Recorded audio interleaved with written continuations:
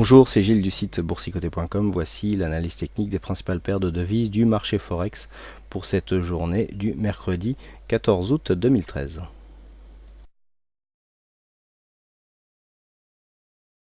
Nous commençons cette analyse par la paire de devises euro-dollar, donc qui confirme son appui ici sur la zone des 1,32. 39 pardon, donc appui qui avait été fait hier dans la journée. Il y avait eu un petit rebond technique, on était revenu chercher ici une ancienne zone de point bas comme une nouvelle zone de point haut, ici sur 1,3278, puis les cours sont revenus ici confirmer cette zone des 1,3240 qui était un support déjà identifié. Donc un biais toujours baissier pour l'euro-dollar, une cassure ici de cette zone de point bas qui se situe maintenant à 1,3234, provoquerait un objectif à 1,3194 tant que les cours ici restent sous cette moyenne mobile 20 exponentielle dans une tendance bien baissière.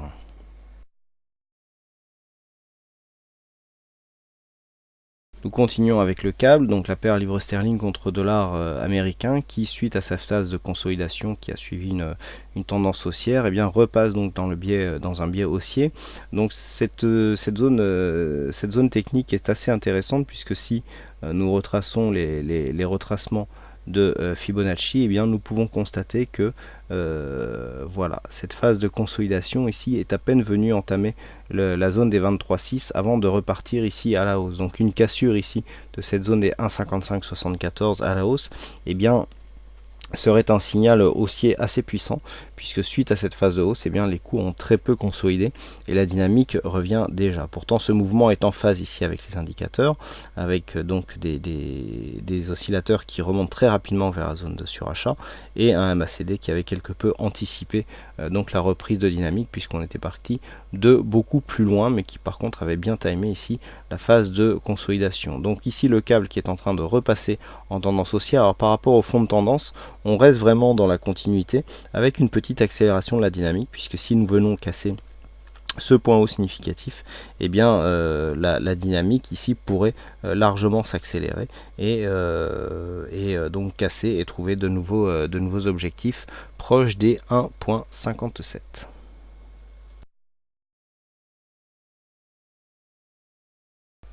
Sur le dollar yen, ça sent le retournement, puisque suite à cette phase de hausse ici très dynamique, on avait détecté hier une entrée en surachat et un MACD qui avait une grosse amplitude. Vous voyez, le MACD ici est en train d'inverser son sens d'évolution, et donc les cours ici sont en train de stagner.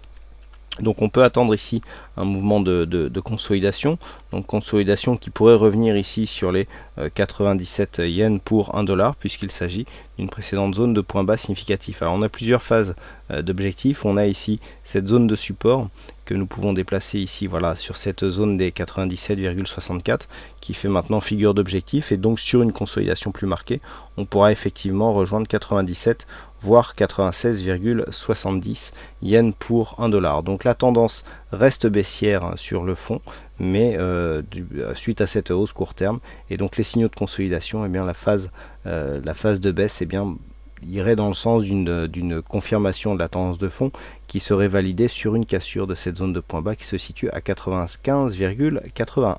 Voilà ce que nous pouvons dire sur ces analyses des principales paires de devises du marché Forex. Il ne me reste plus qu'à vous souhaiter à toutes et à tous une bonne soirée, bonne chance dans vos prochains trades et on se retrouve dès demain pour d'autres analyses techniques en vidéo. Bonsoir à tous.